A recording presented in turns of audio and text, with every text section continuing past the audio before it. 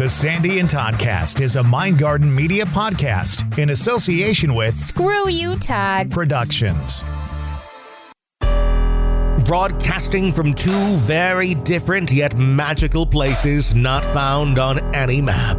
Get ready to discuss the strange, weird, ghostly, crazy, spooky, and odd things that take place around us each and every day. All while having a little bit of fun. This is the Sandy and Toddcast. Welcome to another edition of the Sandy and Toddcast. She is Sandy. He is Todd. And we are here to talk everything spooky, weird, odd, strange. Like life is strange enough. Do we really need, and so I'm going to get off the rails right away. Here we go. So we talked a little bit about watching the new Salem's Lot. Mm-hmm. And so last week I decided I was going to watch the original because it's still one of my favorite movies of all time. And yes, there is cheesiness to it. And yes. Like all movies from that time yeah, period, and maybe there's a tad bit of cheesiness. Yeah, but maybe a little bit more because it was David Soul, right? Yes. And it was originally made for TV. So it was not produced for the movie theater. Right. But that movie, people ask me, do I get scared of ghosts and stuff like that? No. That movie had me so worked up that I had to watch it in two pieces. I had to watch it like Sunday night last week. I watched part of it. And then I got to a point where it's like, okay, I've got to shut this off because I'm really creeped out by it. And then isn't that great though when you find something like that because it takes a lot to creep me out. It does. And I think what it is the first part of the movie is very slow and deliberate. Mm-hmm. It is to let you sit there just waiting for something to happen, but nothing truly does for a while. Right. You get a lot of backstory. You get a lot of creepy feelings, but nothing creepy really happens until finally Barlow shows up. And then that's the ultimate creep. And then it's almost to the point where it's very quick from that point to the end. Yes. When Barlow shows up to the point where Barlow gets a stake through the heart is not a very long period of time. But the lead up to it is so freaking creepy. Yes. So I literally had to watch it in two parts. And the part where I finally had to go, okay, I have to shut this off tonight. I'm laughing. Was when let's see, I want to make certain. It's Barlow comes and I think he kills the kid's parents. Yeah. There's something about seeing him for the first time that creeps me so far out of this world that I was like, you know what? I'm going to watch the rest of this tomorrow night. And I don't normally do that, but that movie is still probably in the top 3 scariest movies for me of all time. Well, you also have this sort of weird vampire Dracula. Here's what it is. That goes on in your life, I'm too. 54 years old and I finally realized what it is. I am afraid of true evil. That's what I'm afraid of. Mm-hmm. And that's why movies like The Deliverance that just came out and we talked about on this podcast, that's why movies like that creep me out so much because I truly believe that there is real evil out there. And I think it's as evil and as dark as we've ever portrayed in movies and probably even worse. Yeah. Yeah, I agree. Way more. Reality is always 10 times worse. There are certain instances where reality is 10 times worse than you can even imagine. Yep. Not just evil, but like demonic evil, but just in everyday life. You can build yourself up to think something is going to be the way it is, and we can imagine it's the way it is. And then when it really happens, it's really either much worse or much better than what you think it's going to be. And I think that that's part of the scare factor too, is that we know, even though we know this is a movie, in the back of our minds, we know that if it indeed does exist, then it is much worse than we can even imagine. Right. You know? And do vampires exist? I don't know. I would tend to lean toward there's got to be something out there that's similar to it. Otherwise, I'm not sure that we could just create these things in our mind. Well, and I was going to say, is it just the thought that it could exist is enough. You know, we don't know. We all talk about Bigfoot. We did a whole season about Bigfoot. We all talk about Bigfoot, but, you know, what if he does exist? Right. What if it does? That's scary. It's exciting, but it's scary at the same time. You know, if you actually do see something like that, I would think most people would be kind of terrified, which is ironic because I am not the least bit afraid of spirits, but it's the other things out there that tend to creep me out and scare me. Yep. But I will say this though, Todd, isn't it a wonderful thing that there are movies like that those classic type movies like The Exorcist that can still, all of these years later, 50 some odd years later, bring out these emotions in us? I mean, that's true cinema. Yeah. When they can take those 50-year-old movies and still all this time later creep you out and make you scared. A made-for-TV movie can creep you out and make you turn it off in the middle because you're too nervous. One of my friends, Tony, watched the new one, and he said one of the cool things about it is it takes place back in the 70s, which is when the book, was written, and that's when the original movie. I think it's tough to, like one of the things that scares the shit out of you in this movie is the telephone ringing. Mm-hmm. You're waiting for something to happen. All of a sudden,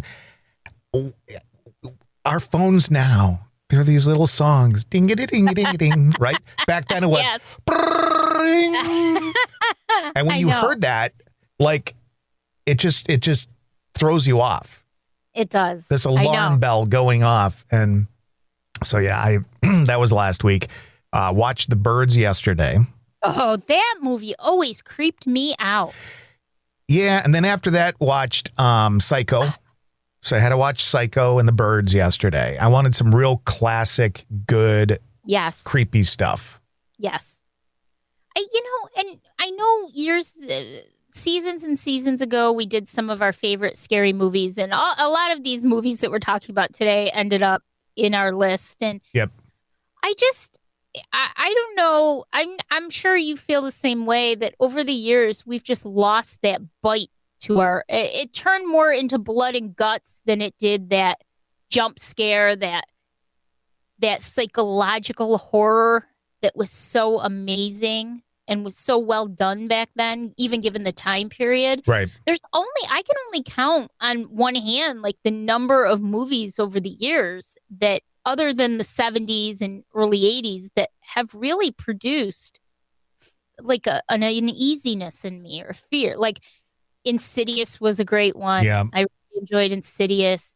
I really liked The Ring. The Ring was as a grown adult woman, after watching The Ring in bed one night, this was way back when I was single. You pissed your pants.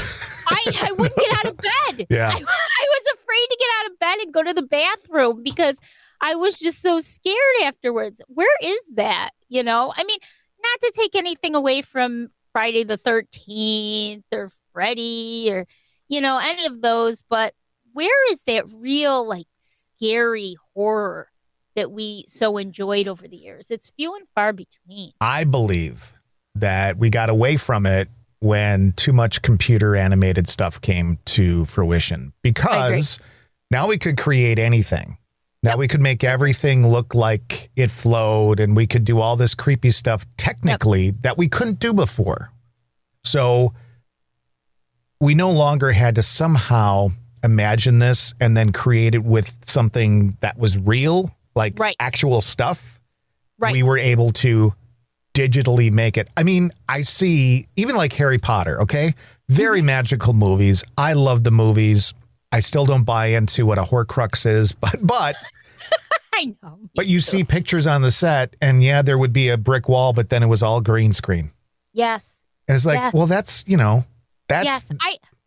I think that what it's done for us is desensitized us to the reality and the hard work and the little minute details that were hand done. Right. And, back in those days, and the love and the care that was now, not to take anything away from CGI or anything, because there's some amazing stuff out there.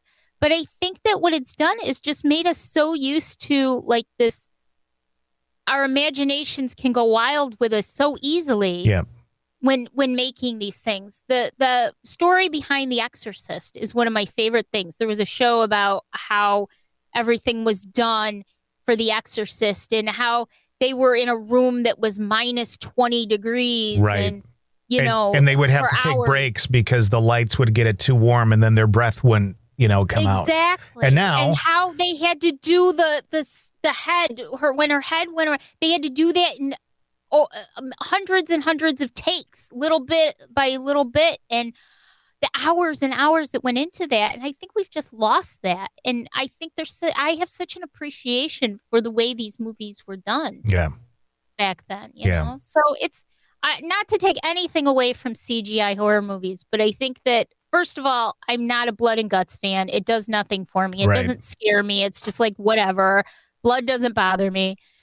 I want that psychological horror that you're scared, that you don't know what's going to happen next. And it looks like you could be standing in the room with them and it could be happening to you, Is there something about Stephen King books or stories that lends itself to tackiness? Okay, so you talk about Salem's Lot, right?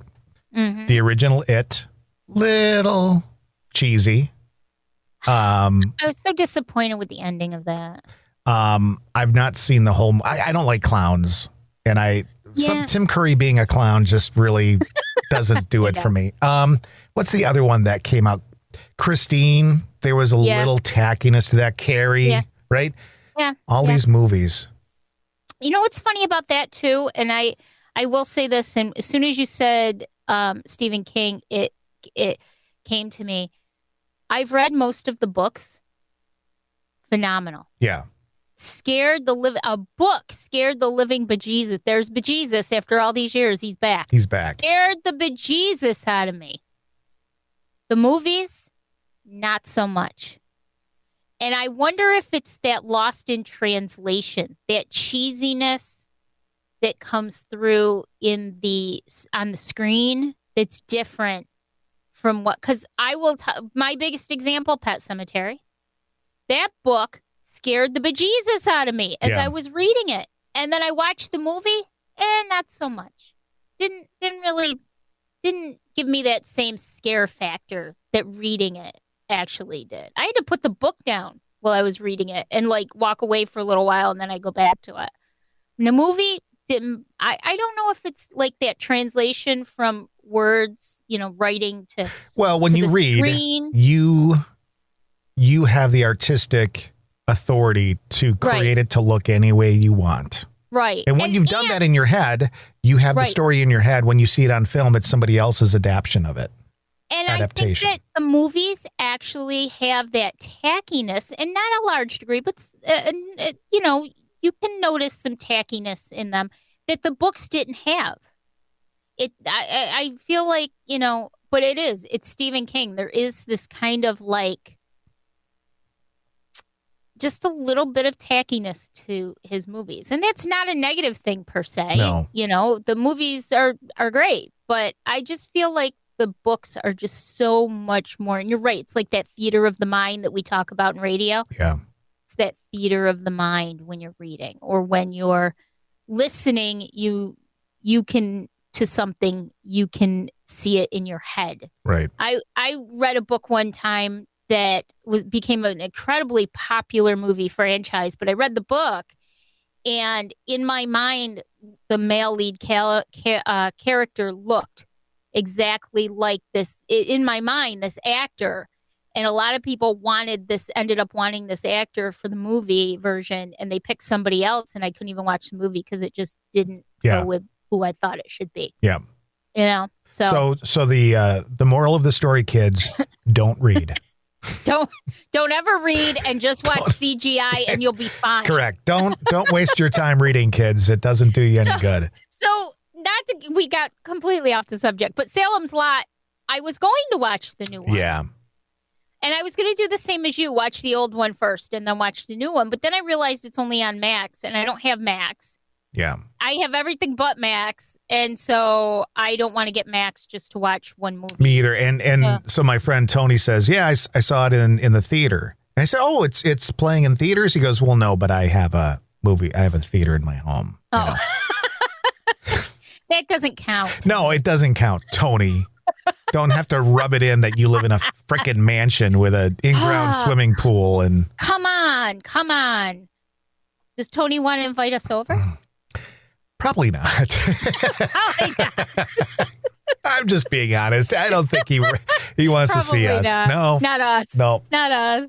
So this week we're just going to go through a message that I received from our good friend Chris, who listens to the show religiously. Chris is amazing. Chris actually lives like 2 hours away from me, not that far. And she and I have shared several messages. Does she want to invite us over? Probably not. Right? Probably not. And we've shared several messages over the last few years, and I really value her a lot. And so she asked me, we kind of got into this conversation, and she sent me this nice message, and I wanted to read it. She always gives me permission, which I think is amazing too. I don't even have to ask. She'll be like, yeah, you can share.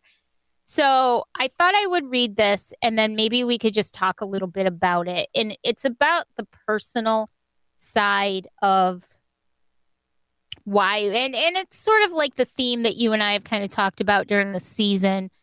We're about halfway into the season, and how our journeys are so personal, and it kind of steps away as you get into the investigation, the paranormal investigation world, how it kind of takes, takes on its own kind of life, and the journey becomes less jump scare, less excitement, and for some of us, and a little bit more personal and learning and understanding. So I'm going to read this right now. I'm going to move this over here, and I'm going to read it, and then we'll have a little chat about it. Okay, so she says, hey, Sandy, I just heard the latest podcast. You guys touched on some great points. The journey is very personal. My mom passed away 20-ish years ago. I have been drawn to the paranormal since I was 2-ish, just a part of my life. When my mom passed away of COPD and other issues, my interest had softened, not to hardcore scientific proof, but understanding. I want to clarify when I mention understanding. I mean, a lifetime of experience has led me to appreciate that spirits and the unknown had trusted me to present themselves in some way. I will go back to the story of my mother, who was and is a wonderful soul. When she passed, she couldn't speak. Every dream visitation I had, she just spoke silently, mind to mind, I guess, and used images. I told her I missed her voice. One day while I was awake in my bedroom, I heard her voice whisper my name in my ear.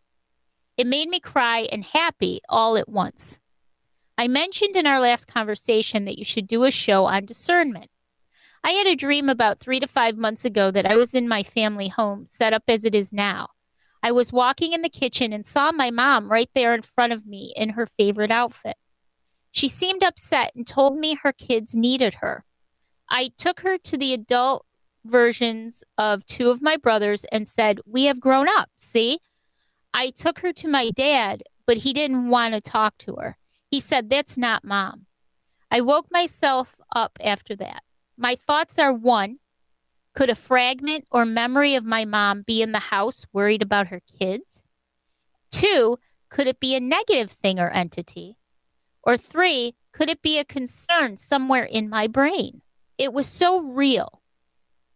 So real, the distraught feelings of my mother.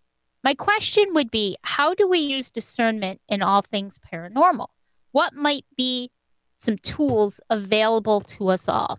I am okay with you sharing this experience on the podcast if it helps others. Wow. We both say wow at the same time.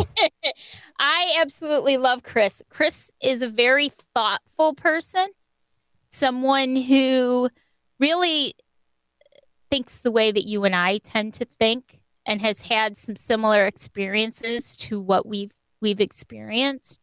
And that message she sent me just blew me away, because a lot of that is, again, it's all a very personal journey for all of us, right? Right. But that is so far from people who just go for the thrill of it. And Chris has always had some abilities. She's always been connected in some way to the other side. And again, it's sort of a essentially a journey that you take, and it's sort of, you can come to the fork in the road, and you can either go off on the way of just scientific, it's thrilling to go interact with the spirit in the haunted house, or you can take the other path where it's just sort of this, I hate to say it like this, but love and light type of thing, where you have this general understanding and the big picture of the way everything works. And I tend to have myself journeyed down the side of the fork in the road that is a very personal journey for me. And I've had these experiences, and I look at the big picture, and I understand that it's not just a spirit sitting in a haunted location waiting for people to come to either scare them or, need help. There's so much more to it than just that. Not only is it very personal, but I think it can be very lonely. And I think that I would say to her that the way you want to look at that is the right way for you. Right. So one of the questions she asked was, is this a fragment of her mom's energy worrying about her kids? Yeah. And it very well could be. Mm-hmm. It very well could be some energy left behind of her mother at that specific moment when she was worried about her kids, about whatever it was. Then she asked, could it be a concern in my own mind? Mm-hmm. It very well could be that. Mm-hmm. It very well could be her mother's energy sending a message somehow to her to say, there's something for you to worry about. And however you walk away thinking of that particular situation is correct. There's nothing wrong with deciding either way, or not coming up with a conclusion at all, and kind of going, well, it could be this and it could be that, could be a mixture of the two. It's funny. I so agree with you. And as far as anything negative, I feel like we need to learn to trust ourselves. Yes.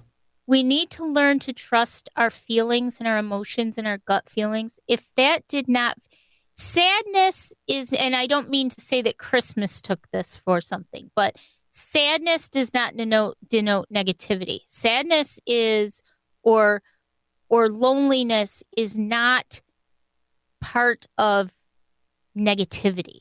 It's it's emotions that we feel. It's part of who we are. That doesn't necessarily make it negative.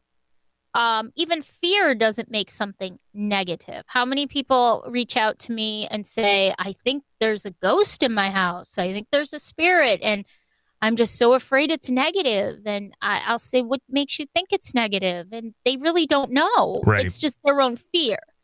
So very, very rarely, unless you in your being feel that something is negative or bad feeling, there are bad feelings toward you, not that you feel yourself, but that are bad feelings for you. Very rarely is there something negative.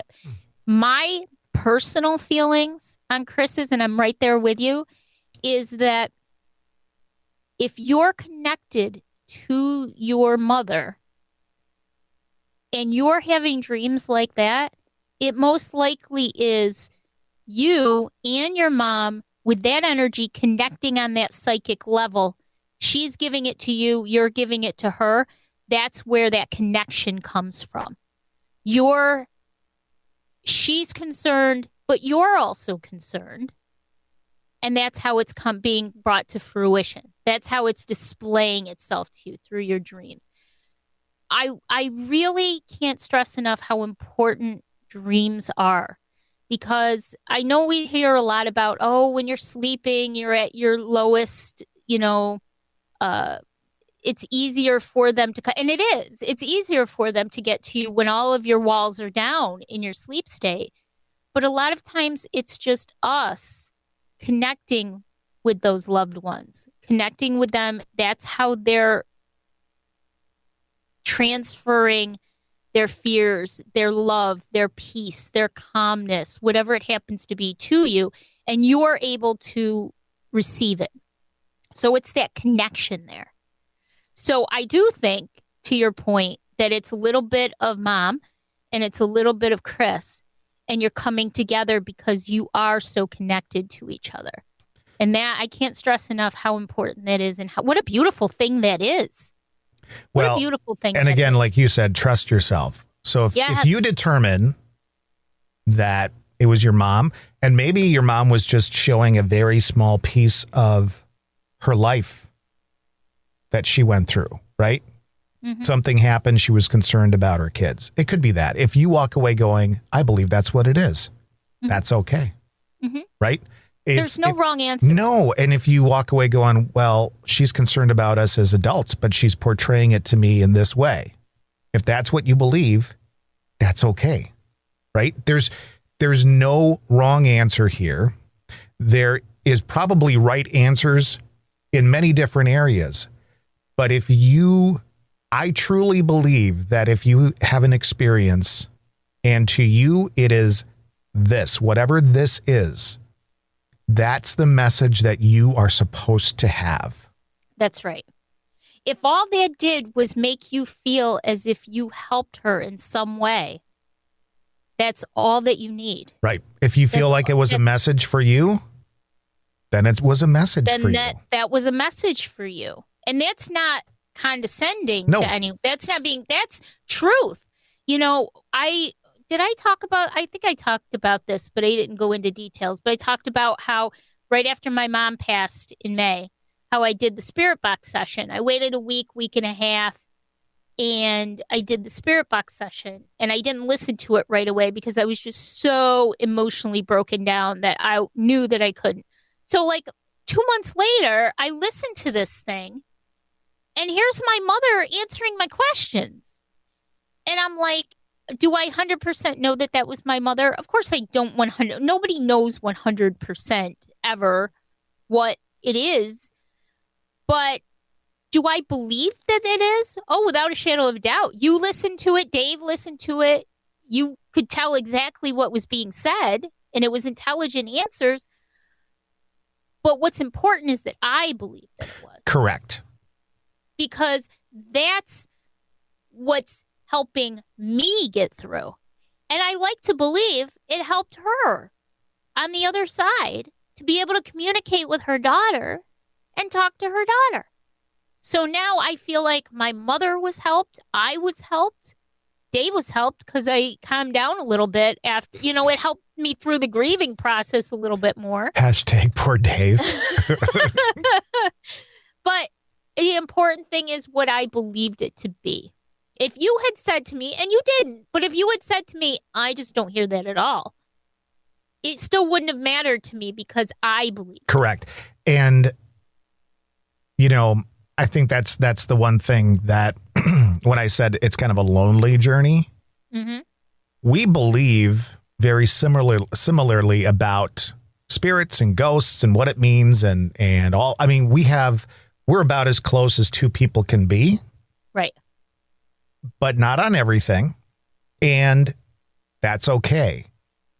Right. But the journey can be a little lonely because if you're searching for people to be 100% in the mindset that you are, you're never going to find that.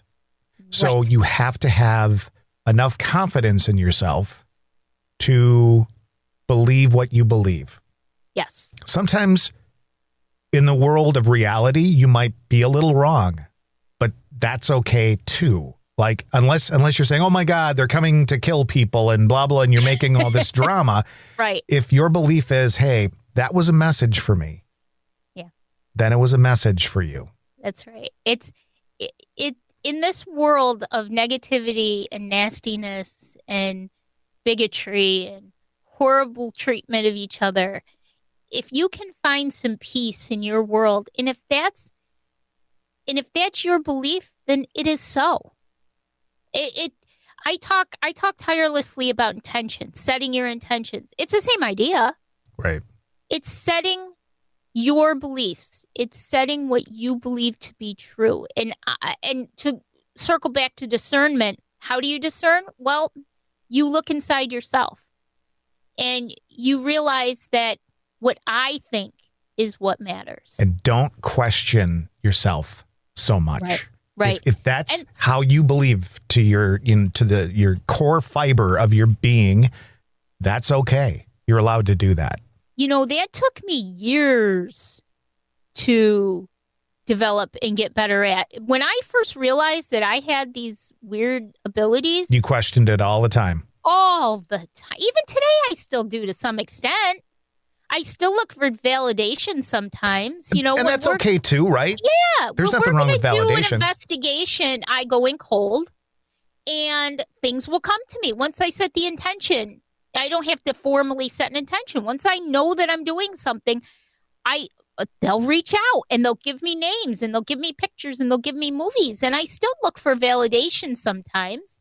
I'll look at Sue, who is my one of my fellow team people on the paranormal team, and she's our history person. She's Sarah, and I'll look at one of them. I'll be like, "This is what I got. Can you confirm?" You know, it's okay to validate, but you have to still believe in yourself. Yep.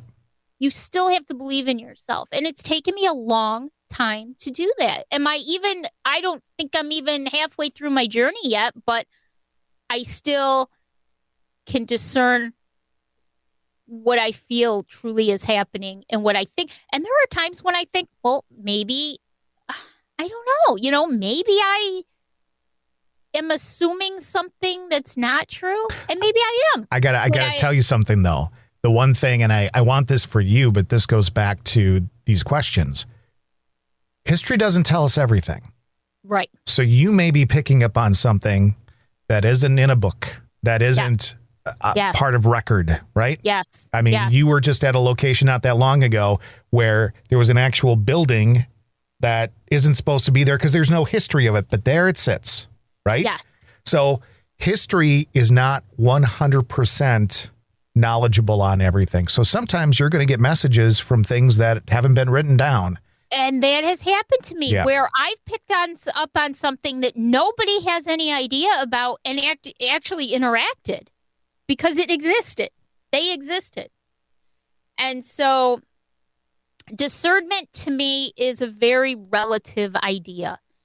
It's believing in yourself first. And I think that when you believe in yourself and you believe in the experiences that you have, it helps you to look at things better. And in a more well-rounded way. Mm-hmm. So, for instance, in Chris's case, she asked 3 things that it could be. Well, again, ask yourself the questions. Am I feeling negative, or does something else feel negative? If not, it most likely is not negative. And again, fear, sadness, loneliness are not necessarily negative things or negative influences. They are our own emotions. And that's a really important thing to be able to discern. We tell empaths, always try to discern between your own personal feelings and the feelings and emotions that you're picking up from someone or somewhere else. Same idea. And we live in a world where we expect that, well, everybody should be happy. Everybody should be feeling well and blah, blah, blah. That's the ultimate goal. Mm-hmm. Well, that's not reality, though. It certainly isn't. We all live with fear on a daily basis. We all have sadness every fucking day of our life, right? There's things to be sad about. Right. There's things to be fearful of. There's also usually things to be happy about. It's much nicer when we can be happy. But the truth of the matter is, it doesn't make you a bad person. It doesn't make you less of a human being if what you're feeling is sadness or fear. They're all equal in life. We just tend to think, well, happiness is the best. That's not what reality really is. Fear and sadness and loneliness can teach us just as much as happiness can teach us. They can all teach us something in life, and that is something to be grateful for. And if you live in a home where weird things are happening, don't be afraid. Embrace it and try to understand it. Why is it happening? It's not, it most likely is not anything negative. It's your reaction to it that's more negative than anything else. Don't be afraid. Embrace it.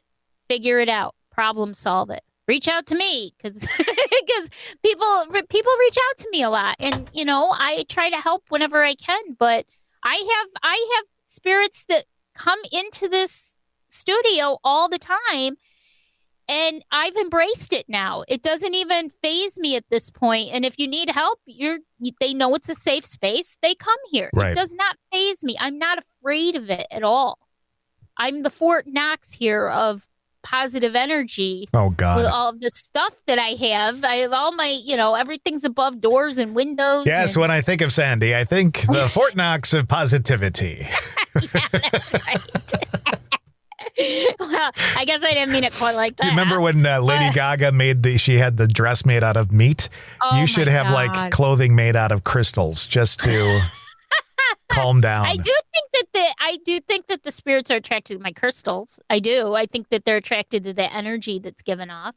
But it's a safe space here. And that's what I've tried to provide. Rather than be afraid of it and rather than try to get rid of it, I've sort of embraced it at this point and just said, okay, you're coming here. No negativity allowed, but positive. If you need a safe space to land, you can come here and you can spend some time. And I do that. I set my intentions usually once a week. I'll stand there and I'll literally talk, to the room, and I'll say, no negativity is allowed in this room, in this home, or on this land. However, if you're good positive energy, you are allowed to come here. If you need a safe space to spend some time and figure out what you need and what you want and what you're doing. And so that's what I do, embrace it. But discernment, an incredibly important thing, but it's also important to learn that it's what you make it. It really is what you believe it to be, what you make it. And then the rest will fall in line. And if you need help, you need help. But at that point, at least understand whose emotions they are, whether they're yours, whether they're someone else's. Are you connecting psychically with them? And what can you do about it? Very good. Yeah. So great. Thank you, Chris, for that lovely. And we went on and had more conversation after that, but about some other stuff. And but thank you, Chris, for reaching out to me, asking that question. It's such an important question. I'm sorry it took so long to get to it, but I'm glad that we finally did. I think in life, too, we always think that there is right and wrong. Mm-hmm. And there's only one correct answer because we're brought up in school 2 + 2 = 4. It doesn't equal 3, right? We know that to a certain extent, but we always think that everything's going to have a specific answer. Everything's black and white, and it just isn't. A lot of life is in that gray area, and the decisions you make throughout your entire life have a different way of making other things happen, whether they're good decisions, bad decisions, whatever. Life doesn't need to be that way. Right. And here's the other thing, that message of your mom being worried could mean this today. And 3 weeks from now or 4 weeks from now, it may have a different meaning to you because life changes, situations change, and that's okay too.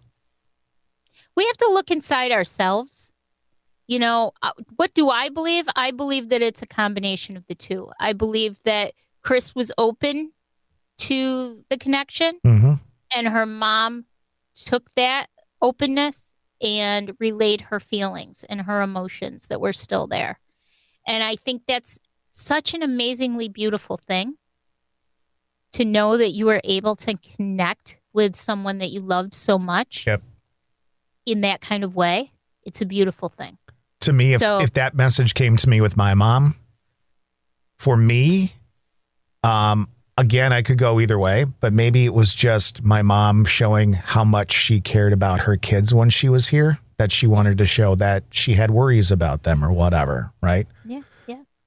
Yeah, it's a great question, and we could talk for days on it. I know. So if anybody else has any questions or just some thoughts, we would love to hear from you. And you can message us. There's all kinds in the show notes every week. We put all kinds of ways to contact us. And you can reach out to us personally, or in the group, Stay Weirdos group, or on the page that we have on Facebook, Insta, any way that you want to. You can send us an email and give us your thoughts. What do you think? You can react to this episode or ask us some new questions. We're always happy to do that. Yep. And if there is a movie that always just creeps you out for whatever reason, I would like to know that too. I know. Now I kind of want to go back and watch like all the originals, go back and see all those. I'm so tired of all these remakes of all kinds of movies. Can we? I know. And people will say, well, but the new generations won't go back and watch them. Well, then fuck them. Like, don't fuck up a good movie. What? It's great if they're done well, but I just don't see. It's almost like, let's just throw some money out there and make these movies because everybody's going to go see them. And let's have this blood splattered here and that blood there. And we can, cut off their leg with a chainsaw there. And you can do. And I'm like, but where is that psychological scariness that we used to love? If you're going to do a remake, do it right. Yeah. Really just stop thinking about how much money you're going to make and think about the art, because back then it was an art form. Yeah. In a lot of ways. I just there was Dana Carvey used to be on Saturday Night Live. He always did Jimmy Stewart is what he did. He used to always say, because back then it was really big to colorize movies. Right? Yes. They would take classic black and white movies and they would colorize them. And back then it was really a bad process. Everything turned pink or orange, right? Nothing was actual colorized. And he'd say, yeah, quit messing with my movies. Yeah, you don't need to colorize them. They're perfect the way they are. And so in my Jimmy Stewart, Dana Carvey voice, leave the damn movies alone. Exactly. Give us some modern classics. How's that? Man, nobody's got it. Man, fuck that. Nobody's got a modern classic. Probably the Harry Potters are probably modern classics at this point, even though they're 20-some years old. I would say so. Yeah. I watched the first couple. I never really got fully into it like some people did, but I thought they were well done. They were well done. I'm going to suggest to you that you watch them. And I'm one of those people that I enjoyed them. Never understood the Horcrux, didn't understand what this meant, didn't understand what that meant. It took me a long time. But when I look at them now, while I don't necessarily understand it all, it's just so damn magical. Yeah. And great that I have to say they're really good little movies. I did go to this would have been in 2019, I think. We usually, if we go to Disney, we go to Disney. But we did go to Universal. I think it was either 2017 or 2019. I can't remember. Anyways, we went to the Wizarding World of Harry Potter. Yeah. Part of the theme park. I will say it was pretty amazing.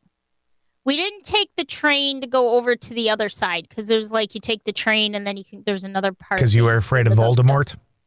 No, we just didn't go. It was so cold that day. I can't believe we go to Florida, and usually it's not. We would go in November, December, because I don't want to go in 100-degree humidity weather. So we would usually go in November, December, and usually it's still warm though. It's still warm. Sure. And it was freezing that day. I had a hoodie on and I was frozen, absolutely frozen.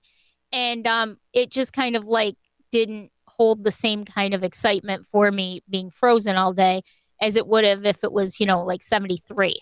I have to laugh because you're like, I don't like the humidity, blah, blah, blah. And just like maybe 2 or 3 years ago, we're going to move to Savannah, Georgia. I know. I was like, what the fuck are you thinking? As much as I love Savannah, I rather visit there. Yeah. And I kind of realized that. The pandemic made me realize that, you know what, we're okay up here. Yeah. It's all right, whatever. Yeah. So, I'll just stay away from people. yeah, let me just hide in my house all the time. Anyways, so we did go to that, and that was absolutely very cool. Like overly crowded, so it was a little hard to really experience it. But it was a very cool thing at Universal. So when I went to the Ellen DeGeneres show that time, for the show she took us on a tour of the Warner Brothers studios. She did a whole day of it, right? And so we got to see the stuff that was there for Harry Potter because it's a Warner Brothers film. Yeah. And very, very, very cool. The car with the flying car was there, and some wands. It brings out the child imagination in you, no matter what age you are. Well, here's the point.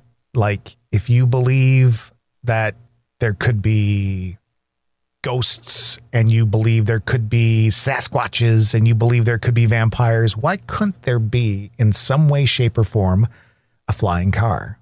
Or why not? Just saying.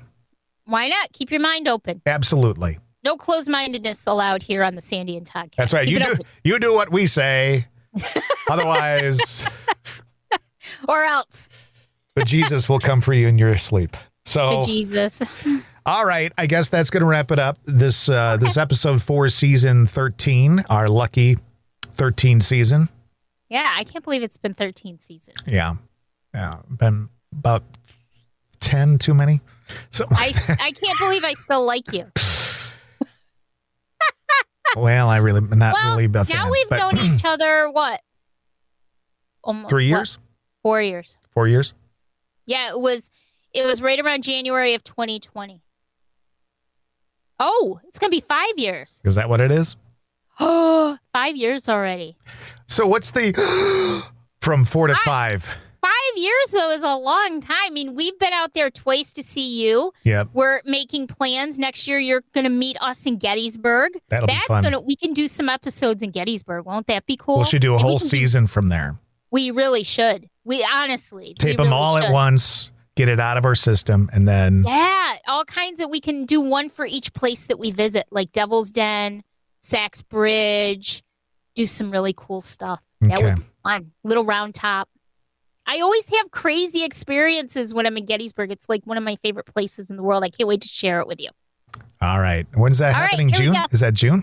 June. We're going in June. All right. Sounds well. It's dairy month, so I'll have to clear it with the state, the dairy state, Wisconsin. Make sure that it's cleared for me to leave during dairy month, but it should be okay. It's dairy month. That's what's going to dictate whether or not you go to Gettysburg. Listen, you're the queen of the cheese castle. You better be bringing me some cheese. All right. Until next time, bye. Bye.